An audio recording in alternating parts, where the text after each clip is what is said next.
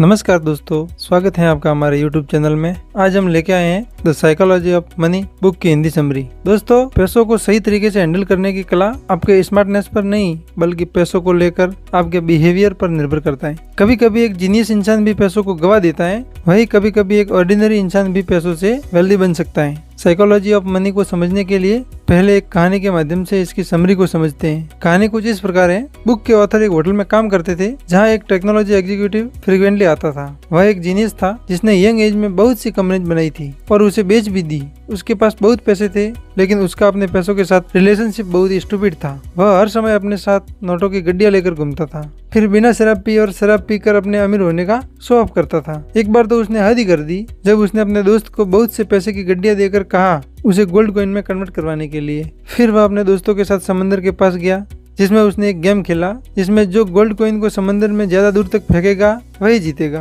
पैसों के साथ ऐसा बेहुदा व्यवहार सिर्फ मस्ती के लिए। अब आप सोच सकते हैं कि उसका यह बिहेवियर कितने समय तक चला होगा। ज्यादा लंबा नहीं ना। ऑथर बताते हैं कि उन्हें कुछ सालों बाद पता चला कैसे वह बैंकक्रप्ट हो गया। इस कहानी के साथ ऑथर एक और इंसान की कहानी बताते हैं जिसका नाम है रोनाल्ड जेम्स। वह एक साधारण अमेरिका के गाँव से बिलोंग करने वाला एक सफाई कर्मचारी था। यह साधारण आदमी जब 92 साल की उम्र में मरा तो देश विदेश के अखबारों में उसकी चर्चा हुई। चर्चा इसलिए हुई क्योंकि मरने के समय उसकी नेटवर्थ 58 करोड़ थी, जिसमें से उसने 15 करोड़ अपने सौतेले बच्चों को और वही 43 करोड़ चैरिटी में दे दिए। अब एक साधारण अमेरिका के गांव से बिलोंग करने वाले सफाई कर्मचारी के पास इतने पैसे कहां से आए? अब इसका पता लगाया गया तो पता चला कि उसकी कोई लॉटरी नहीं लगी थी। वह तो एक साधारण जीवन जीता था। जितने पैसे बचा सकता था उसे ब्लू चिप कंपनी के स्टॉक में लगाकर भूल जाता था। फिर कई दशकों बाद कंपाउंडिंग के पावर ने उसकी छोटी छोटी इन्वेस्टमेंट को इतना बड़ा नेटवर्थ बना दिया। ऑथर टेक्नोलॉजी एग्जीक्यूटिव और सफाई कर्मचारी को कंपेयर करते हुए बताते हैं कैसे जीवन में बहुत सारा पैसा कमाना और उसे बनाए रखने के लिए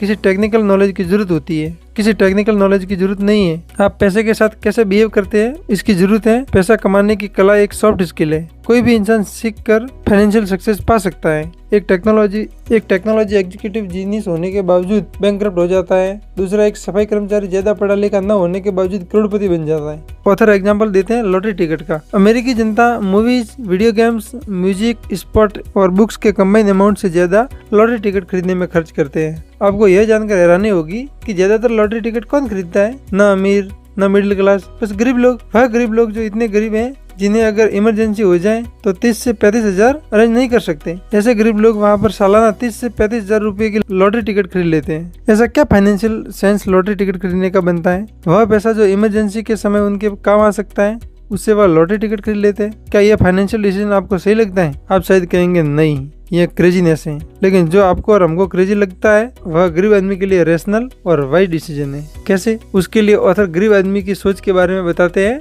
गरीब आदमी जो लॉटरी खरीदता है वह कहता है हम लोग जो महीने में कमाते हैं उससे ज्यादा खर्च हो जाता है। सेविंग की तो कोई पॉसिबिलिटी नहीं होती। बहुत ज्यादा सैलरी, वोकेशंस, बड़ी गाड़ी, बड़े घर, ये सब हमसे बहुत दूर है। इतना ही कि हम अपने बच्चों को बड़े कॉलेज में एडमिशन करवा सकते हैं। ये सब हमारे लिए सपना है। इन सपनों को जो मिडिल क्लास और अमीर जी रहे होते हैं, ऐसे सपने को साकार होने के चांसेस हमें सिर्फ लॉटरी टिकट खरीद कर और लॉटरी लगने पर ही लगते हैं। लॉटरी टिकट खरीदते हुए हमें लगता है कि हम सपनों को सच करने के लिए पैसे दे रहे हैं। आपको यह क्रेजी लगेगा क्योंकि जो हमारे लिए सपना है वह बहुत से लोगों को आसानी से मिला हुआ है। आप में से तो बहुत से लोग उसकी वैल्यू भी नहीं करते। इस कहानी और एग्जाम्पल के माध्यम से ऑथर बताते हैं गरीब हो या मिडिल क्लास या फिर रिच, ज्यादातर मनी रिलेटेड डिसीजन या फाइनेंशियल डिसीजन एक्सेल की सीट पर वर्किंग करके नहीं, इंसान के अपने इंडिविजुअल सर्कमस्टेंस और इमोशन से प्रभावित होकर लेता है। जो मैं डिसीजन लूंगा वहाँ आपको क्रेजी लग सकता है, जो आप डिसीजन ले वह मुझे क्रेजी लग सकता है। आपकी फाइनेंशियल सक्सेस इस पर डिपेंड करती है आप अपने इमोशंस, सर्कमस्टेंस और कैलकुलेशन को साथ में रखते हुए पैसों के साथ कैसा बिहेव करते हैं। दोस्तों, बिल गेट्स की कहानी तो आपने सुनी होगी। बिल गेट्स साल 1968 में जब एक स्कूल में पढ़ते थे तो उसी समय पूरी दुनिया में 30 करोड़ सिमिलर स्टूडेंट थे जो हाई स्कूल में पढ़ते थे। लेकिन पूरी दुनिया में द लेक साइड स्कूल कुछ ऐसे स्कूलों में से एक था जिसमें उस समय कंप्यूटर था। स्कूल के पास इतना पैसा और दूरदर्शिता थी कि उन्होंने अपने स्कूल के लिए कंप्यूटर खरीदा। बिल गेट्स और उनके दोस्त पॉल एलन लाखों करोड़ों बच्चों में से एक थे। वह लकी स्टूडेंट जिन्हें उस समय कंप्यूटर का एक्सेस मिला। बिल गेट्स ने यह बात ऑन रिकॉर्ड भी कही, अगर उनका स्कूल लेक साइड नहीं होता तो शायद माइक्रोसॉफ्ट भी नहीं होता। इस तरह और भी बहुत सारे फैक्टर थे बिल गेट्स के सक्सेस होने के, लेकिन लक उनमें एक था।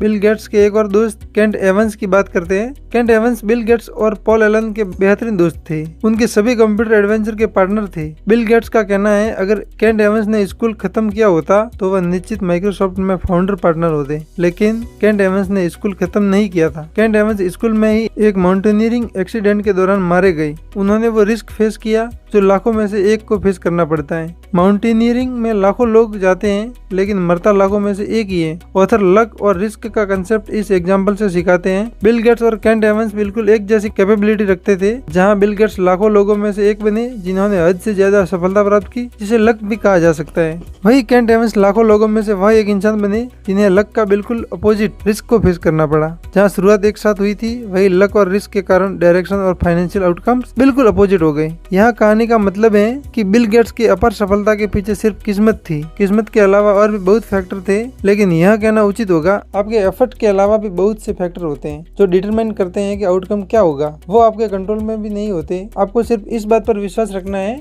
अगर आप फाइनेंशियली बहुत सफल हो जाओ तो यह मत मान बैठो आपने जो डिसीजन लिए वह सब सही रहे तभी आप सफल हुए, आगे भी वैसा ही होगा। अगर आप फाइनेंशियल फेलियर का सामना करो तो यह मत मान लो जो आपने डिसीजन लिए सब गलत थे इसलिए आप असफल हुए। सफल होते समय भी आपके डिसीजन हार्डवर्क के साथ बहुत सारे फैक्टर थे जो आपके असफल होने पर भी आपके डिसीजन हार्डवर्क के अलावा और बहुत सारे फैक्टर थे। सफल होने पर भी कंटिन्यू आगे बढ़ते रहो, असफल होने पर भी सिचुएशन और सर्कमस्टेंस को पीछे छोड़कर आगे बढ़ते चलो जब तक सभी फैक्टर आपके फेवर में आकर आपको सफलता न दिला दे। मनी से रिलेटेड तीसरी सॉफ्ट स्किल को बताने के लिए ऑथर रजत गुप्ता का एग्जाम्पल देते हैं, जिनका जन्म कोलकाता में हुआ, जो एक अनाथ थे। ऐसे सर्कमस्टेंस में रहने के बावजूद 40 साल की उम्र में रजत गुप्ता दुनिया के सबसे prestigious consulting firm MC Kinsey के सीईओ बने। इसके अलावा भी बहुत सारे इन्फ्लुएंशियल रोल में भी वह रहे। साल 2008 में उनकी नेटवर्थ करीब $100 बिलियन थी। उतना पैसा उन्होंने इकट्ठा कर लिया कि अगर इतने पैसों को बैंक में रखकर उसकी इंटरेस्ट इनकम भी आए तो 50,000 प्रति घंटा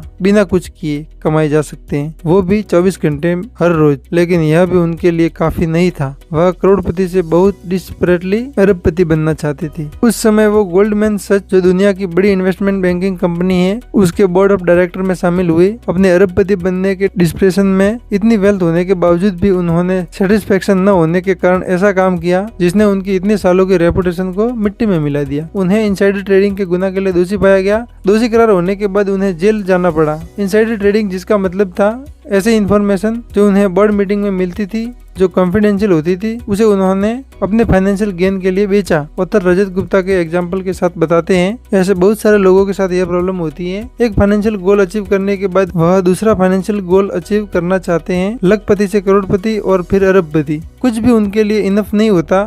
यह इनफ शब्द बहुत मायने रखता है। यह बताता है कि इंसान को फाइनेंशियली एक गोल पोस्ट बनाना चाहिए, ऐसा गोल पोस्ट जिसमें आपकी सभी नीड्स और रीजनेबल वांट्स पूरी हो सके। इसके बाद सब लालच है जो आपका पीस ऑफ माइंड खराब कर सकता है। तो सबसे जरूरी है फाइनेंशियल स्किल कि आप इनफ की डेफिनेशन जरूर बनाएं। उसके बाद रुक जाएं। पैसे से ज्यादा अपने परिवार और अपनी सुख शांति को ज्यादा महत्व दें। सोशल कंपैरिजन एक स्किल अटेन करने में सबसे ज्यादा प्रॉब्लम क्रिएट करता है। उसके पास BMW है, मेरे पास भी होनी चाहिए, ऐसी सोच को छोड़ना बहुत ही जरूरी है। इस इंपॉर्टेंट स्किल को सीखने के लिए तो अपने लिए क्लियर इनफ की डेफिनेशन बनाना, उस फाइनेंशियल स्टेट को अचीव करने के डायरेक्शन को में काम करना, फिर तो रुक जाना बहुत इंपॉर्टेंट फाइनेंशियल स्किल है। वॉरेन बफेट ने इतना मैसिव वेल्थ कैसे बनाया, उसके ऊपर लगभग 2000 बुक लिखी जा चुकी हैं। अगर उन सब बुक की समरी देखें तो एक लाइन में कंक्लूड किया जा सकता है। वह एक लाइन है, this guy has been investing consistently for 3/4 of century. Warren Buffett stock में तब से इन्वेस्ट कर रहे हैं जब वह बच्चे थे। आपको यह जानकर हैरानी होगी उनकी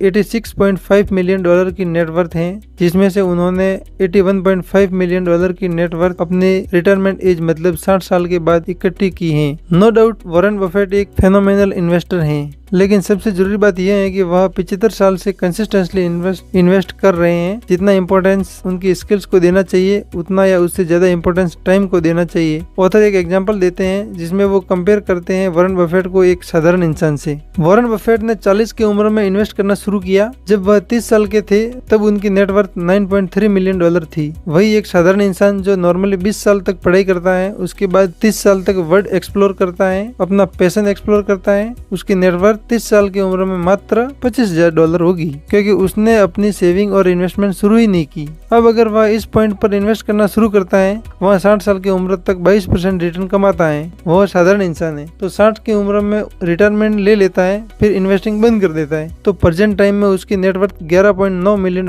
होगी। वही वॉरेन बफेट की नेटवर्थ $86.5 मिलियन है। उसकी नेटवर्थ वॉरेन बफेट की नेटवर्थ से 99% कम है। समरी में यह कहा जा सकता है कि वॉरेन बफेट की कामयाबी का सबसे बड़ा कारण है उनका बहुत छोटी उम्र में इन्वेस्टमेंट करना, फिर उसे 90 साल की उम्र तक कंटिन्यू रखना। उन्होंने 75 साल तक कंसिस्टेंटली इन्वेस्टमेंट की, फिर उसे होल्ड करके रखा या उसे री इन्वेस्ट किया। उस समय ने कंपाउंडिंग के साथ एक्सपोनेंशियल रिजल्ट उन्हें दिए। Understanding the value of compounding is one of the most financial skill. Author कहते हैं कि अमीर बनना एक बार के लिए फिर भी आसान है, लेकिन हम अमीर बने रहना इतना आसान नहीं है। शायद यही कारण है कि ज्यादातर बिजनेस स्टार्ट होने के बाद कुछ साल में ही फेल हो जाते हैं। बहुत सारे सेलिब्रिटीज के एग्जांपल हैं, एक बहुत अच्छा फाइनेंशियल स्टेटस अचीव करने के बाद भी ब्रोक हो गए। बिजनेस, करियर और इन्वेस्टिंग सब में सफलता पाने के लिए सबसे ज्यादा जरूरी है लंबे समय तक सर्वाइव करना। यह फाइनेंशियल स्किल भी वॉरेन बफेट के एग्जांपल से समझी जा सकती है। वॉरेन बफेट के साथ साथ उनके जैसे और भी बहुत सारे इन्वेस्टर रहे होंगे, फिर भी वॉरेन बफेट जैसी नेटवर्थ और किसी की क्यों नहीं हुई? ऐसा इसलिए